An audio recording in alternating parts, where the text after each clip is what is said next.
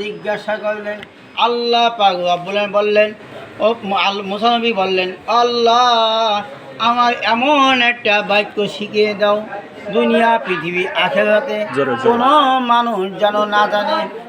আল্লাহ পাক রব্বুল বললেন, ও মুসা তুমি পড়ে নাও, লা ইলাহা ইল্লাল্লাহু মুহাম্মাদুর রাসূলুল্লাহ। মুসা নবী বললেন, ও আল্লাহ এ তো সবাই জানে।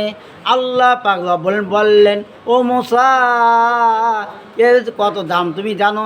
7 আসমান আর 7 জমিন যদি এক পাল্লায় রাখা হয়, ও মুসা এই কালেমাটুকু যদি এক পাল্লায় রাখা হয়, কালেমার পাল্লা ভাই হবে। সুবহানাল্লাহ। তা আল্লাহ পাক রব্বুল আলামিন আমাদের দুনিয়ায় পাঠিয়েছে বিনা দরখাস্তই। আমি যখন আমার মায়ের পেটে ছিলাম আল্লাহর কাছে কোনো কি দরখাস্ত করছিলাম, আল্লাহ আমি হিন্দু ঘরে যাব না, মুসলমানের ঘরে আমার জন্মগ্রহণ করবো। বিনা দরখাস্ত আমি ইসলাম পেলাম, বিনা দরখাস্ত কালেমা মাকে একটা দিন পেলাম, বিনা দরখাস্তই কোরআন পেলাম। সেই মুসলমানের সন্তান হয়ে আমরা আল্লাহর হুকুম মানতে পারি না। জিজ্ঞাসা করলেন, আল্লাহ পাক রব্বুল বললেন, ও মুসা নবী বললেন, আল্লাহ আমার এমন একটা বাক্য শিখিয়ে দাও দুনিয়া পৃথিবী আখিরাতে কোনো মানুষ যেন না জানে। আল্লাহ পাক রব্বুল বললেন, ও মুসা তুমি পড়ে নাও, লা ইলাহা ইল্লাল্লাহু মুহাম্মাদুর রাসূলুল্লাহ। মুসা নবী বললেন, ও আল্লাহ এ তো সবাই জানে।